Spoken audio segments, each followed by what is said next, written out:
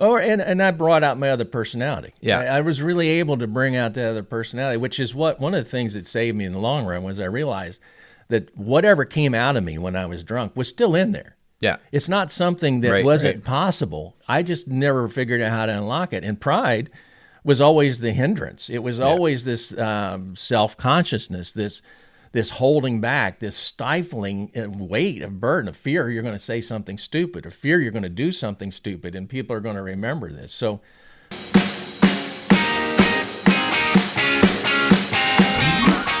Strong Dads wants to thank 4Speed on 50 for sponsoring today's show. If you like classic cars, great food, and a taste of Americana, you have to visit 4Speed on 50's Diner, located on Route 50 in Lawrenceburg, Indiana. Stop in today for a meal and an experience you won't soon forget at 4Speed on 50's Diner.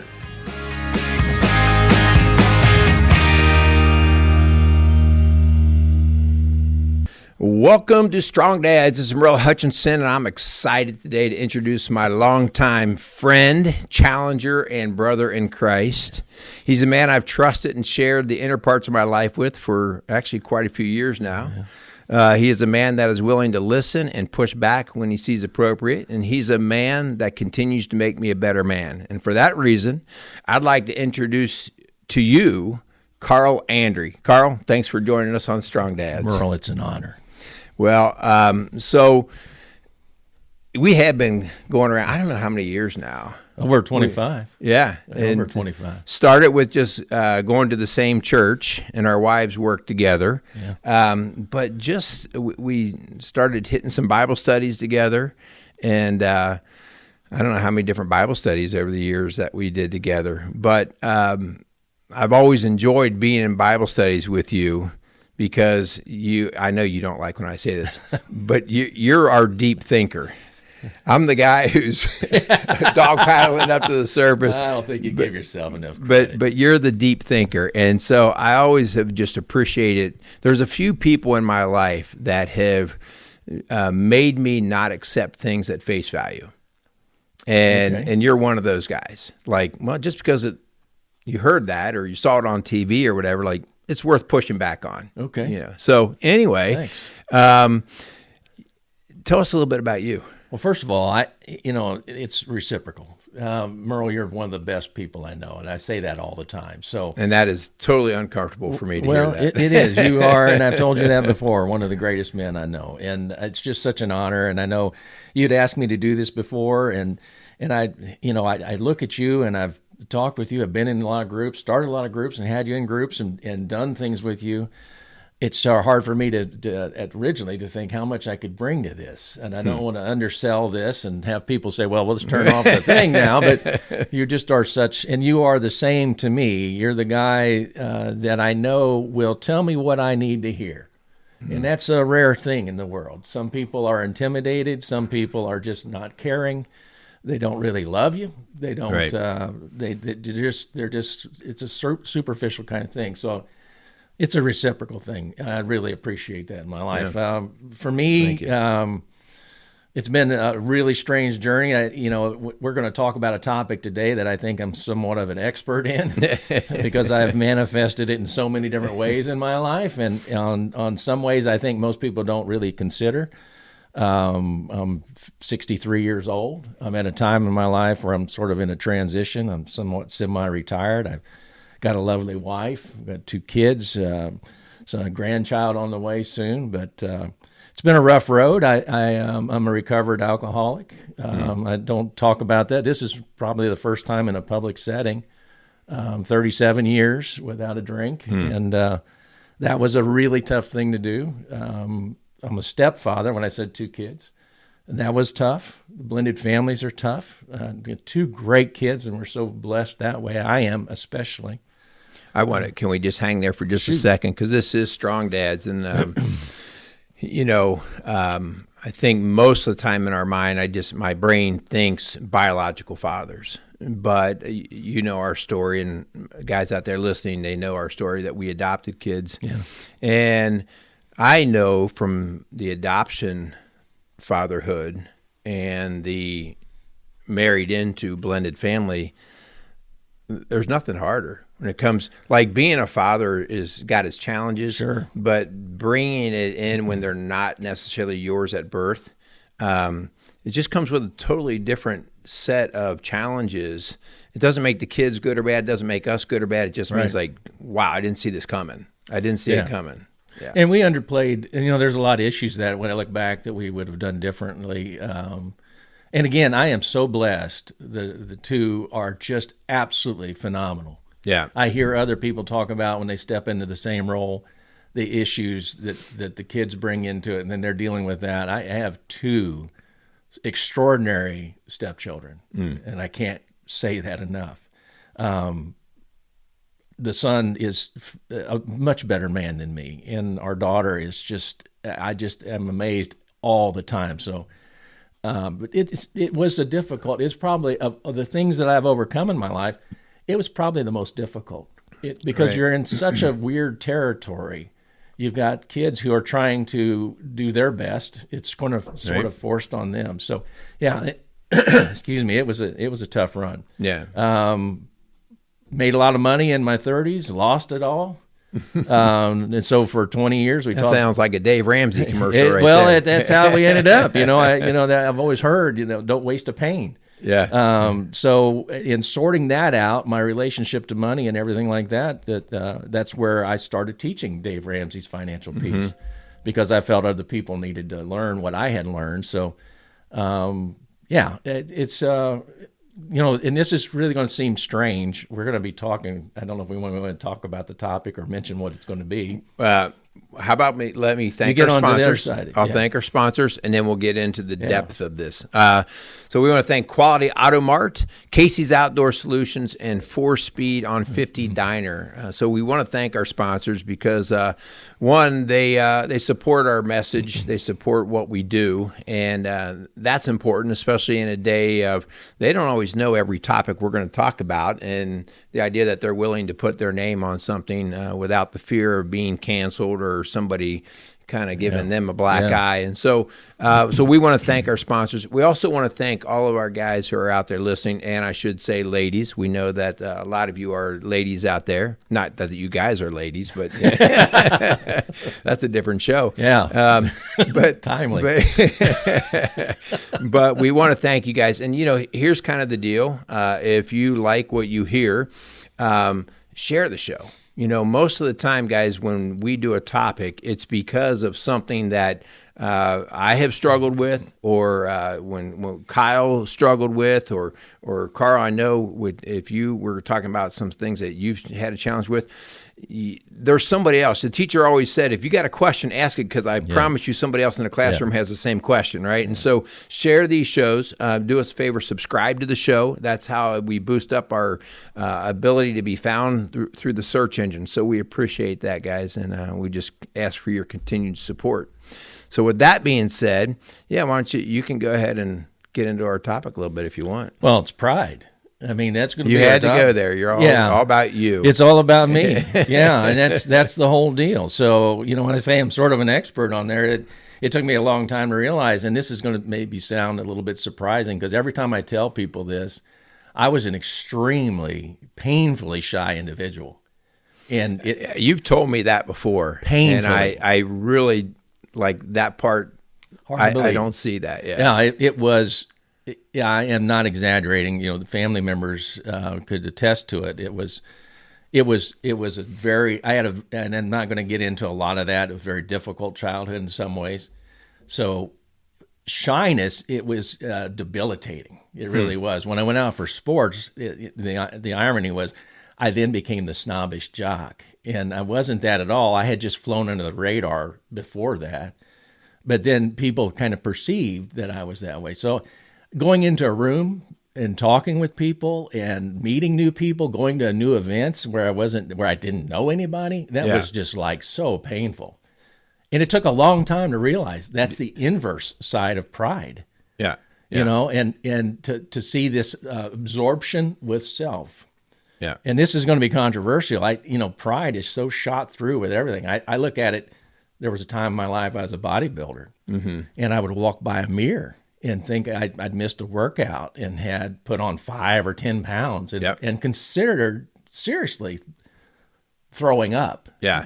So I think when we look at alcoholism, bulimia, and some of the other things, and I know that there's a lot of factors to that, but anytime we're absorbed with self, whether it be on one spectrum, or the arrogance, egotistical side of which I've been also in my life, it just took a long time to see how shot through with pride life is. Yeah. Well, we know that, my story of anxiety, being crippled with anxiety. I've shared it on this show many times. I get to work with men all the time. Anxieties, I don't have a plaque outside my door that says, come in here if you have anxiety and you're a male. Red flashing light or something. But it finds its way into my office a lot with the men. And just through my own walk in that and my experience with it, I know that it is buried under pride and the idea of the fear of making a mistake, a fear of not looking quite the way whatever my brain thinks it should look. And for me, I know it was always that public not living up to, not measuring up. And I've always been a basic pleaser in life. I've been a pleaser. And when I don't think I can please or I think I'm going to drop the ball on something, I just feel like, I got 1,000 pounds just hanging around my neck. And it hasn't gone away completely, right? Like you learn to manage it. Your wiring is a bit of what it is, but you got to learn, as Paul says, I've got a thorn in my side, and it's like, okay, well, this is this one thing I got to learn to manage. But I totally get you. Like we always think of pride with guys as that arrogant guy who's always, the loudmouth owning the room. Striding through the room, egotistical. Right, which is, but there's just the mirror image of that or the opposite of the guy who is scared of a shadow, so to speak. So anyway, I appreciate you just talking about the inverse of that. Which, you and I've shared too. At the height of my drinking, where I was coming to the end, which wasn't that protracted, I was very fortunate. I crashed and burned very early, but I had a terrible time with anxiety, and I call it the mannequin effect, where I would just lock up. I'd start across the room, and all that was rooted in this thing in your mind, the machine. Right. It's just going constantly about self, and it was that's pride on steroids, kind of thing. And I don't know if that's your reality when you would get into that, but you'd have this, you just couldn't shut the mind down. Yeah. Now, that was my reality. Like, I never per se would have considered myself an alcoholic. I never struggled to that level. I drank a lot in my my teens, all through my teens, but into the early 20s. But it was my lubricant before every social encounter. Right. If we were going somewhere, I wanted to have at least 2 in me, 2 beers. And really, once I did that, it really made the party for me. Like I could then go up and talk to anyone. And I think because of that, it was like, it just felt right. It felt good. It felt normal to not have that intensity of anxiety. And so I never at that time thought I have an anxiety problem and there should be a better way to deal with it. I just said, we're going to party. Well, I'll pick up a 6-pack on the way and drink and drive to the party. Right. So. Well, let me touch on something there, because I think it's all related. My addiction really started on grad night at Kings Island. And that was the first time in my life that I had enough alcohol to drink with total abandon. So, and then I remember it was a quart of Black Velvet whiskey. And a 6-pack of Miller. So I sat down, we got back from grad night, and I sat down in a hotel room, which was up by Kings Island, and I literally drank that quart of Black Velvet, chasing it with beer. Then got up and went in the other room, and somebody had some Southern Comfort, which I think is what made me sick. It wasn't the rest of it. Excuse me. But what ended up happening was I blacked out. And I don't remember any of that night. But when I went back for graduation, because it followed that, everybody talked about, oh, Carl, you were so funny. because I had backed up against the wall apparently, and then just entertained everybody. Yeah. And that was what I wanted to be. So the hook for me, I had a lot of anxiety anyway, but the hook right there was it unleashed something in me. Yep. And then I drank for that. To me, it was normal to drink half a fifth or half a quart before you got to the party. Yeah. But I needed that to bring that side of me out that was so locked up with anxiety. And that was me. Now I could never drink that much, and I never could drink hard stuff, but I would drink the beer. And usually once I got into the 8, 9, 10, 11 beers, then I'd lose my ability to function well. Yeah. And so then you crossed over into the idiot. Yeah, then I was stupid Bill, right? And I'd lose energy. Like I'd be ready to go sleep somewhere. So I knew that my sweet spot was at 2 to 6 beers, and I could keep the party rolling. Yeah. And you're so right. Like I could, at least in my mind, feel like I was entertaining people. Yeah. Like I had them laughing. I was engaged, at least I thought, You're right. Like that was a big deal of feeling like, that was a fun party. Yeah. It was only because I felt that was my perspective of how people were responding to me. And I brought out my other personality. Yeah. I was really able to bring out the other personality, which is one of the things that saved me in the long run was I realized that whatever came out of me when I was drunk was still in there. Yeah. It's not something that wasn't possible. I just never figured out how to unlock it. And pride was always the hindrance. It was always this self-consciousness, this holding back, this stifling weight of burden, of fear you're going to say something stupid, or fear you're going to do something stupid, and people are going to remember this. So it takes a lot of management. But on that, really, with alcoholism, and it's a topic that I'm really passionate about. People wonder, if you're out there and you wonder if you drink too much, that's a pretty good sign.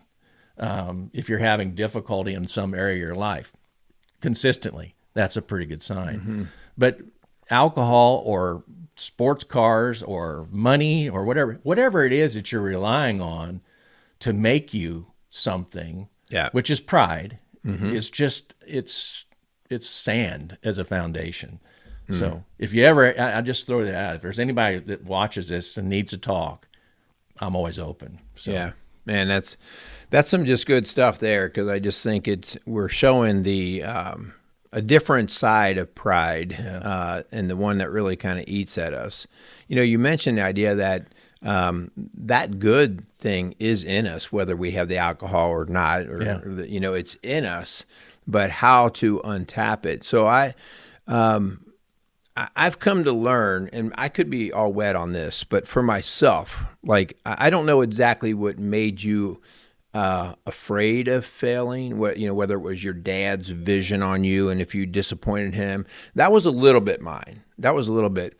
But honestly, I think some of mine was allowing the world to define what was good, and that started in schools. I was a very average student, very average. I quickly realized that I didn't read as well as a lot of the kids. And so I was put in that group, I was in remedial reading. Yeah, I was too. Yeah, and I'm a voracious reader today. Yeah. I'm still an average reader. Oh, yeah. But it was that, just fear of being found out that you're dumb, you're not that smart, you're not as good as the next. On the other hand, I excelled at sports. I wasn't great, but I was probably at least average or better average. In reading and academics, I was on the low side of average. And so I avoided those things and would shudder at the idea of having to perform them. Yeah. Sports, now hear this, going to the game, I was a train wreck as a kid. Till the first play. Till the first play. Yeah. Seriously, like I can't tell you the number of times I would get sick on the way to a game. Yeah. My mom would be like, "Just get to the game, Earl. Don't get sick in the car. Don't get sick in the car." I'm trying, Mom. I'm trying, man. I'm trying. And once I'd get out there, start to warm up, and I was a catcher. I loved catching because I could be involved in every play. But Anticipation of, I'll say now, anticipation of blowing it all, making mistakes in front of everybody would just paralyze me. So what do you think in your now kind of, like, what was your fear factor, I guess, that drove you to the anxiety? Well, first of all, to answer that question, I need to qualify it. I love my father. I loved him. He passed a year ago, January. I'm actually wearing one of his shirts.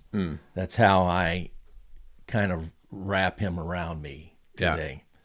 But Dad, in his early years, was not so well-grounded. You're talking about sports. I was a catcher, and this is back in Little League, and I literally had fans. I kind of looked like Opie. I know we've talked about that before. Guys, we're going to get a picture at some point in time. I mean, Ron Howard, Opie, like Ron Howard could not even pass for Ron Howard after we saw pictures. Yeah, it was kind of a curse because you want to look like Clint Eastwood or Charles Bronson, or somebody like that. But here you look like Ron Howard. But I had fans. I was really good. And I say that now. It's hard for me it's always been hard for me to accept why things happen, why people saw things in me. You asked me that the other day, and I thought of other things that I just look back on. I go, what were people seeing in me, that I didn't see in myself? But Dad would get me in the car after a game, and by the time it was a short drive after the game, he would literally just wear me out about what all I did wrong. I love my dad again, but for most of my life, I felt I was a disappointment. I wasn't.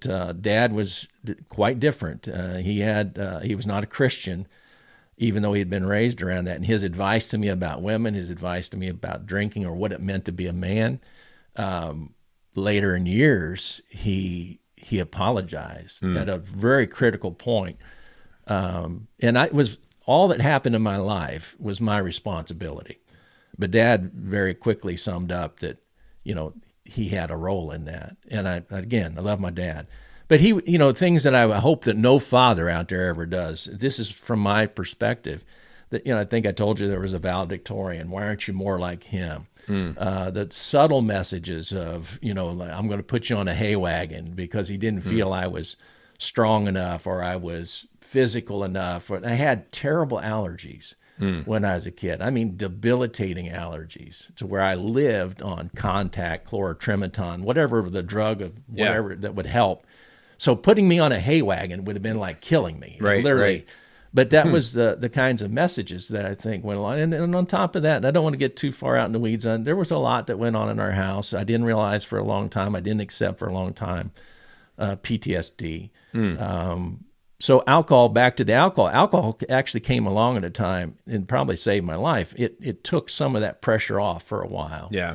But there was just this expectation. And then when you talk about school, I didn't get school. I thought you either had it. I remember looking at the valedictorian and when we were young, and his head was bigger in the back. This is how I'm thinking he's got more brain in there. That's how this happened. So, you're in school and there's this system that I didn't really fit into. I didn't get it. And nobody ever I didn't understand studying. I didn't have anybody, So schools of, remedial reading. And then once I realized what was in a book, once somebody spoke into my life, I couldn't read enough. It was nobody had ever. So the system, I don't want to hammer on school. That's a lot of factors, though. To answer your question. Yeah. I mean, I hammer on schools, and that's where I did my career. But I also think I hammer on them because of my school experience. That I always said that, at the elementary especially, in high school I got this a little bit, but not as much. At the elementary, here you have predominantly, I'll just say 99% of the teachers at the elementary are female, and they loved school. Oh, yeah. And so here they are teaching all of our boys. Same pattern. Yeah. Same system. Yeah. And so the boys, 50%, and I'm just going to throw that out, 50% of the boys wouldn't care if they ever walked into school again. Probably. Right, at the elementary age. Right? And here they are with people who don't get their misunderstanding, or I guess their view of school. Right. And, I always said, it's like, you're probably not going to get a lot of men to teach elementary, but that's a shame. because through me being like a male counselor, at first I thought that was really weird, but my boys were going to school there. So it was kind of like, hey, this is kind of low-hanging fruit for me from a dad perspective. But it didn't take me long to say, this is a great opportunity for being I'm just going to refer to myself then as a strong man in this void atmosphere of men to these boys. Yeah, that's a great thing. And we could use so many. And now I do know some of these young men who are out there teaching in the elementary. And whenever I see one, I'm like, man, thank you. Yeah. These guys, these boys, all those kids need you, but these boys really need you. They need a message. Yeah. They need that. They need that encouragement. They need that role model. And, I've done men's ministry a few times in my life. My big passion in that area is always trying to equip with you. It's fathers but men in general. I think they've just been, and we don't want to get too far out here. We're talking about pride, but how pride can get seeds, that the tendrils of it get into you at such an early age to where, you're so debilitated. I don't want to say that too many times, debilitated by this performance or, what's being said to you or what the environment's doing. I remember we had an English teacher in elementary that you had a score chart, that if you raised your hand and asked a question and you used improper grammar, then your side got a point and there was a contest. So what do people do in that situation? I'm telling you what I did. I didn't ask a question, because if you ask a question... So if you used improper, the other team got a point? They got a point. So there was a competition going on. So if you got your team to lose, then you were, it was some weird... It's like, wait a minute, I'm here to learn English. Yeah. I don't know how to speak good English. You're teaching me how to be afraid of it. You're teaching me how to just ignore, just to, go under the surface, run, under the water. And I ain't putting my hand up. I'm not asking a question. I may not have a clue, but I'm definitely not going to ask a question. And you come out of there saying all the wrong things. And as soon as you do, it's always a smart girl with the ponytail that says, "You're such an idiot. Why did you say anything?" I remember I was doing a spelling bee, and I was really good at spelling for some reason. And there was two of us, and Sarah, I won't say her last name. We were on the same team, and I missed the word. And I remember walking by her, and I looked at her. She said, "Dummy." I'm like, gosh, there's only two of us on this side. We've eliminated. It's like, give me a break. Give me a break. I mean, it's funny how stuff like that. 63 years old. 63 and this probably happened in third or fourth grade. It was fourth or sixth grade. It was one of those two. I remember the class. I can remember the windows. I remember everything. Looking at her face, dummy. Sarah, we're going to charge you for the rehab it's going to take to get Carl back on the trail. Yeah. So now that you've heard about this, be looking out your windows. You never know. No, I didn't mean that really, but she's after she appeared on the milk carton, I forgot about it. I didn't have anything to do with that. But anyway, with this pride thing, when we talked about doing this, I was thinking we can't take on pride without talking about the ultimate source of it. Yeah. The fall. And I think personally that one of the things in the church that we don't do enough of is talk about the fall before the fall. And that's the ultimate source of all of our difficulties in this world. It's all the pain that we see, everything originated in the fall before the fall. Because without that, there wouldn't have been a fall of man, I don't believe. And we see the serpent, Satan, come down. So just to be clear, Sure. I think I know where you're at there, but the fall before the fall was basically Satan's falling out of heaven, right? Correct. That's what you're saying there. And the mechanism for that, I've always been fascinated, and I don't have the answer. I want to make this clear. We're going to get into doctrinal things. This is how I frame things, and maybe I'll back up because I've looked at Barna Group and places like that. People don't believe that Satan actually exists. Oh, yeah. No. They believe that it's an archetype or a myth or something. I'm just going to tell you, I'm not going to go into details. I personally know that there are demons in this world. I am fully sold out on it. It was part of my Christian walk. I didn't want to be a Christian, but I do know that there are demons, and I fully believe in an entity of Satan and that he is alive and well and that he stalks the earth looking for those he can devour. But his fall has always fascinated me. How in heaven, I tend to think it happened there, how does pride get into that environment? How did it get among one of the best? I mean, when we see how Satan is described before the fall, he is the deal. I mean, Yeah. he is of this grandeur that we can always, it's one of the great of the angels.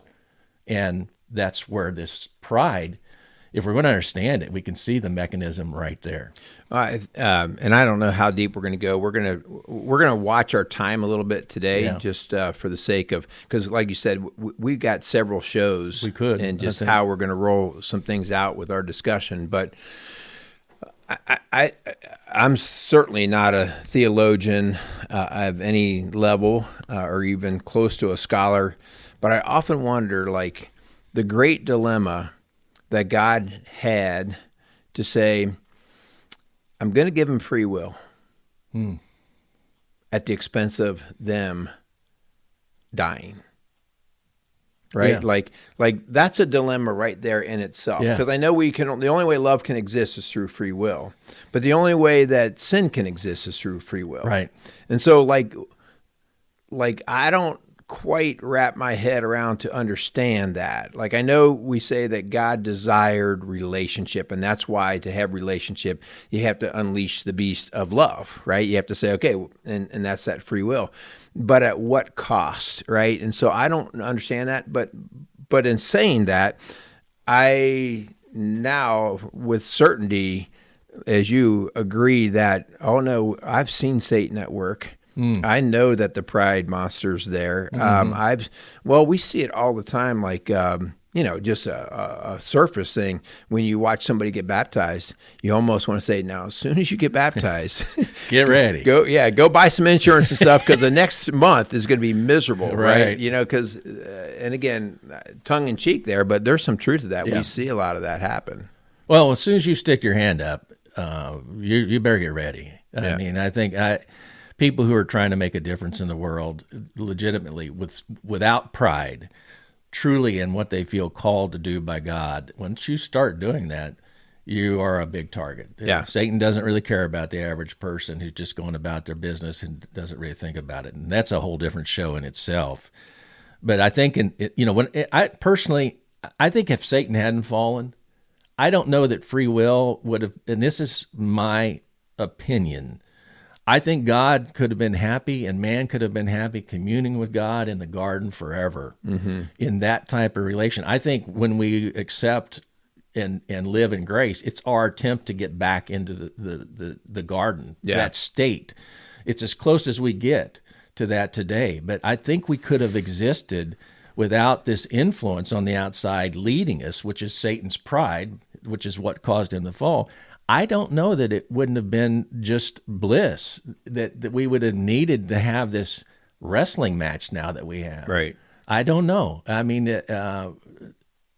it's a hard call. So since Satan made the choice to fall, and just correct me if I'm going out of bounds on this, then the idea that he's going to, misery loves company, he's going to take as many with him as he can.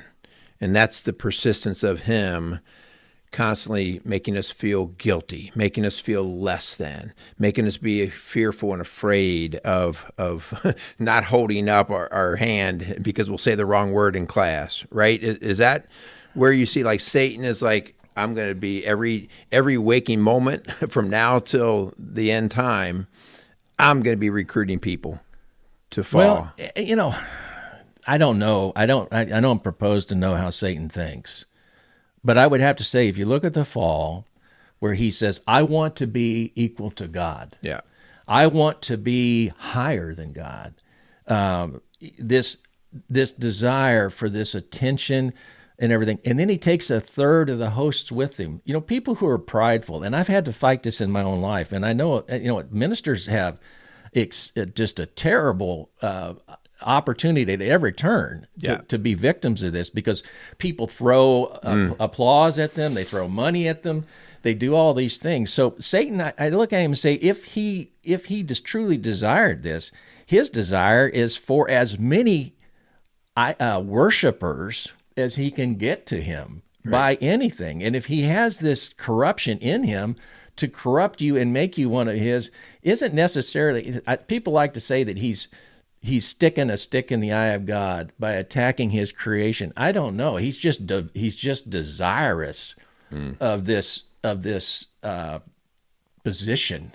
Yeah. And each one of those people that he gets is just another one of his little straws in his hat. Yeah. To make him, and I've seen it myself. You know, when you're leading things and you're out there in front of things, you know, it's this whole thing. I look at David counting the census when he was told not to do it. There's really only one reason you do something like that, is to feel better about yourself. Look at what I've got. I think Satan operates that way. I don't, you know, is it a desire to say, I'm going to show you, God, or is it just that pride? Yeah. I don't know. I think as you're saying that, my brain is going to, because I think this has exploded in our times of intellect. Yeah. Because of the internet, because of our ability to seek and explore knowledge, pre-existing knowledge, you know, and even create new things, right? Just because of the quickness that we can get through data and stuff now. I've jokingly said, but there's probably some truth to this. Now I'm thankful that God made me very average in intellect, because I see so many really smart people. Yeah. I mean, truly, like I'll just say the academics of the world of come hell or high water, they're going to try to prove God wrong so that they can prove their thinking right. I don't that. I don't think it's that they're trying to prove their thinking right. At the bottom of it, all of us struggle with trying to be God. Yeah, yeah. So by my intelligence, by my thinking, I know better. That's what Satan really was about. Yeah. I mean, when he tempts Adam and Eve, when he's talking to Eve, you know, he's saying, "Oh no, you surely won't die." It's this.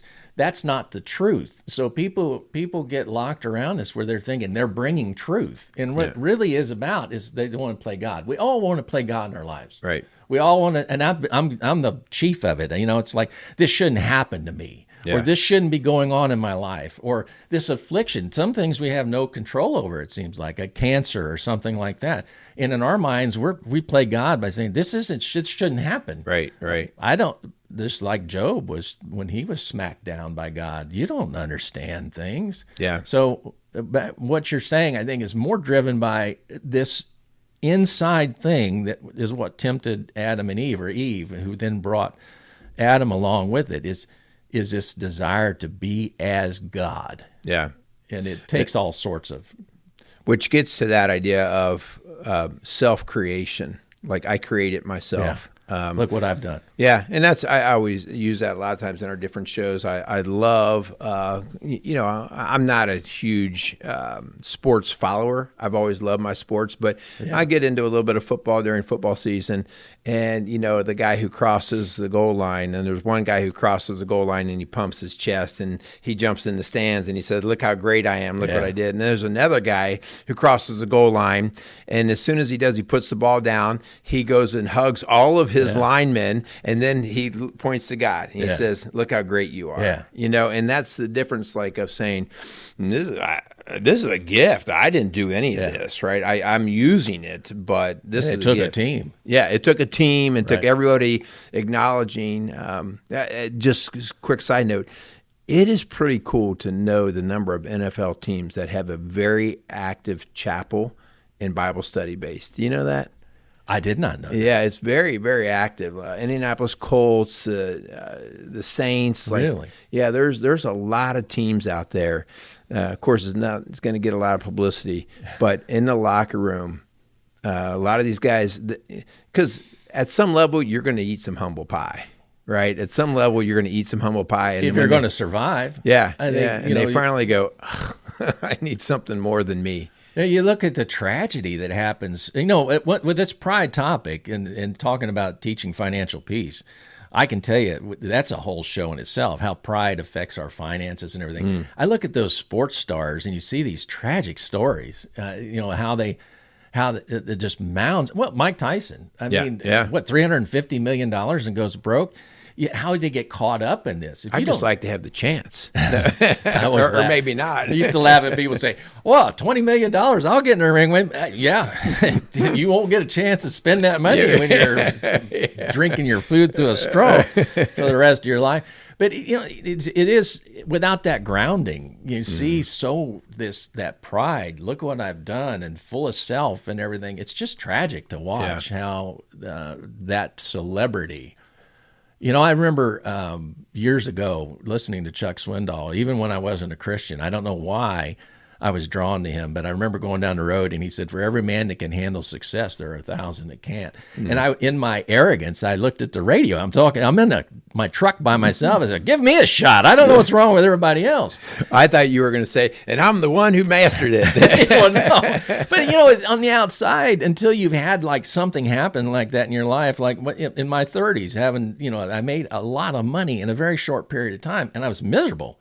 I was just miserable, and I couldn't understand what was happening. But I remember being on the outside of that thinking, what's the problem here? I think we all think if we just had this or that or the other, we'd be happy, which is, again, a sense of pride. If I could just make my life the way I think it should be, I would be happy. Yeah. And then you get there, and a lot of these people get there, and there's just this hollowness, because there's something, the world sees something, is putting something on them that inward they don't really feel. Yeah. Deep down. It's like when the lights are out, pride, when you're building your life on other things than God and your relationship with God, then the pride is what whispers to you, you're a phony, you should be happy, and, all this other stuff. So, I want to read something real quick.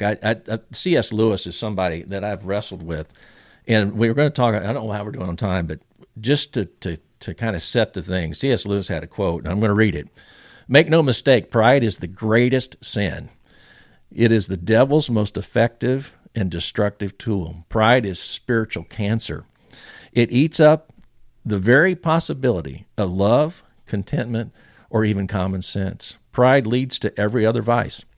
It is an anti-God state of mind. It is pride that has been the chief cause of every misery in every nation and family since the world began. And I think he sums it up. It is the greatest sin. The Bible talks about, depending on the translations, you have 58 to 63 references to pride. But as you know, we've been studying Samuel. There's a lot of places that pride isn't actually stated, but it is writ large, right, and how the person is acting, and you see the destructive nature of it. So God, I used to always wonder, I thought pride was the walking around, everything like that. I didn't get it for a long time, why there was so much focus on pride in the Bible. Yeah, well, yeah. and we know personally, but when you're in the process, so the pride doesn't just happen. It is a process where you slowly fool yourself into thinking you're something, whether you slowly or quickly, you made money, right? Or you became great at a sport or whatever. And so it's a process. But, in Proverbs 16:18, pride goes before destruction, haughtiness before the fall, right? And that whole idea, what? Pride goes before destruction? Yeah. For me, it was a crash and burn with anxiety. Yeah. To know that everything that I was trying was not working. Yeah. And being so broken, crying, and wanting to be done with life. So, here I was just upscale climbing this mountain and thinking I was all that at some level, thinking I was good. And, but the more I did, the worse I was feeling, the more anxious I was getting. Because I was holding a lot of balls up in the air, right? Yeah. Like I was, seriously, during that time, I was getting my master's. I was a swim coach, which we were doing morning swim coaching. I was a teacher.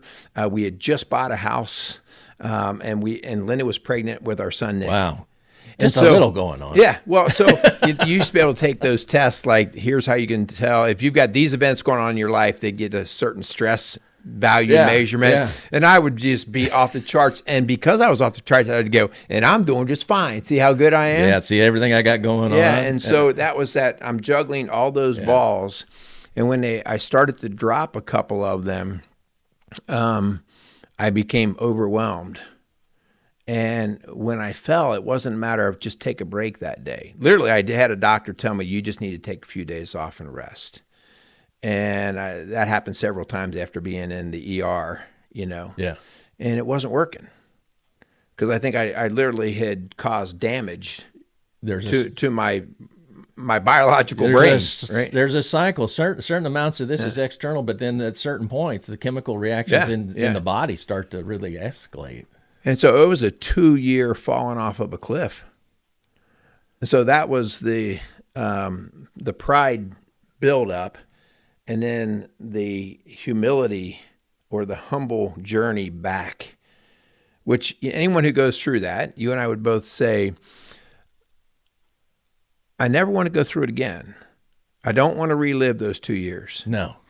But I'd never change them out. You wouldn't either. Trade it. Yeah, because they have taught me a little bit about pride and how I handled or mishandled it. They've taught me a little bit about it's better to fall to your knees faster, sooner rather than later.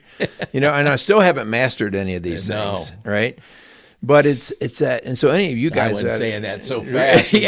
No, you haven't. You jumped on that one quickly. That was a general statement.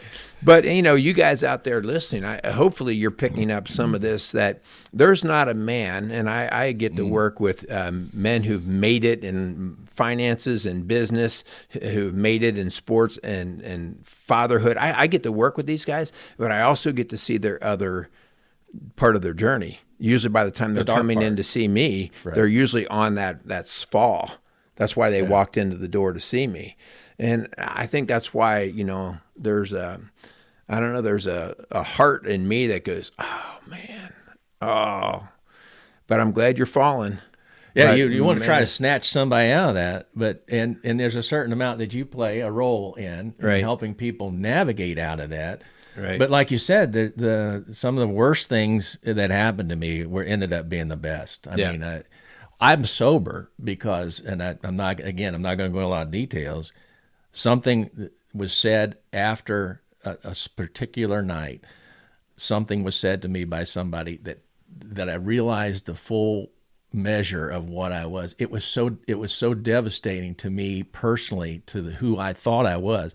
My knees buckled, and I realized you have become all that you despise. Yeah, that it was that, and it was crushing, but it was the fuel that helped me not to go back to that. Now, I struggled after that, and I told you being sober for years when I really got into trouble. I didn't understand that. Yeah, you're going to, not this show, but you have to explain to me like dry drunk and all that. Yeah, we can get into that. Because those are different kind of things that are interesting. What even carried me, that kept me going, was that of being, and then when I lost all that money I talked about, Megan, it took me a year.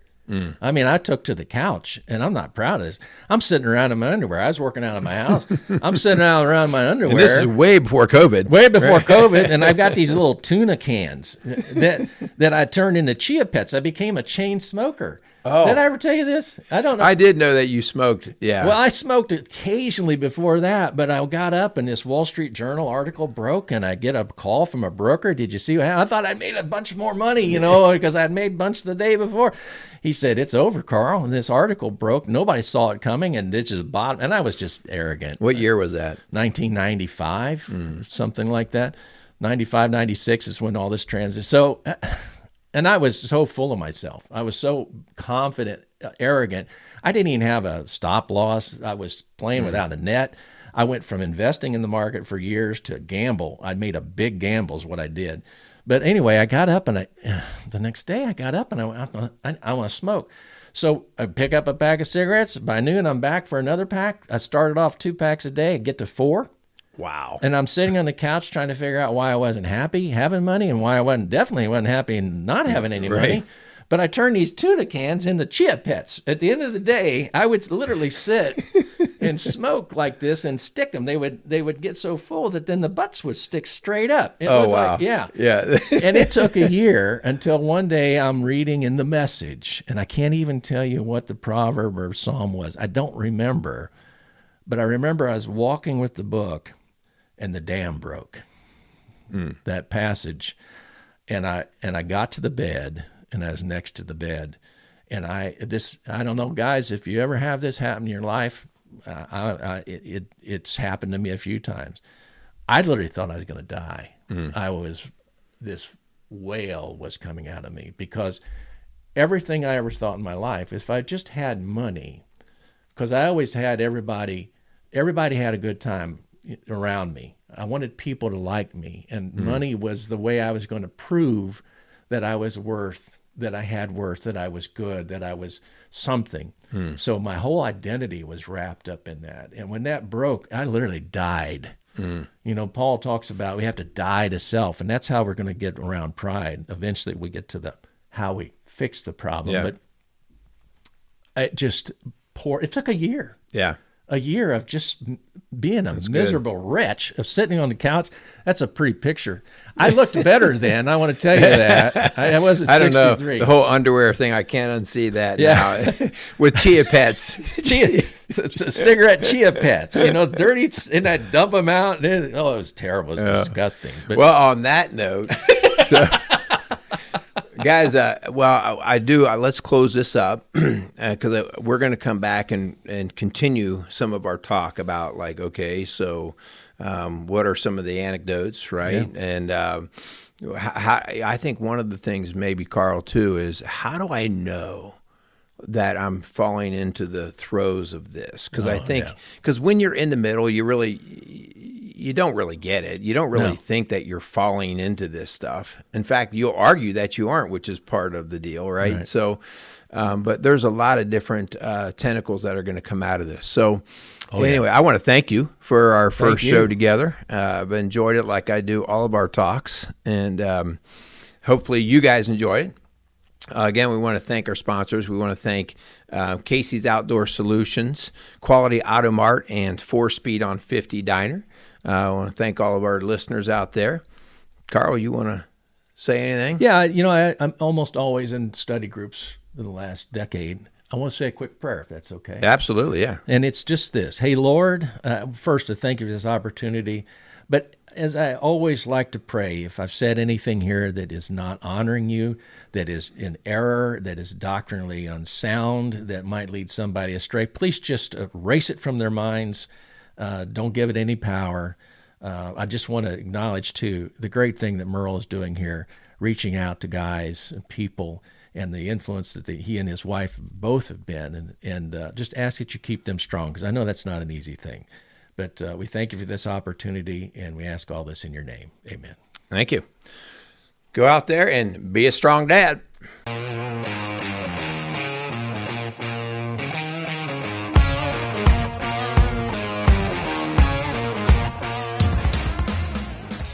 Strong Dads wants to thank Quality Auto Mart and Service for being a proud sponsor of the Strong Dads podcast. Started in 1985 and going strong for all these years. Recently, Quality Auto Mart has transitioned from owners of Mark and Nancy Repke to longtime employee Fred and Lorene Venus. For all your automotive needs and golf cart needs, check out Quality Auto Mart, located across from Indian Lakes on Highway 46 outside of Batesville, Indiana.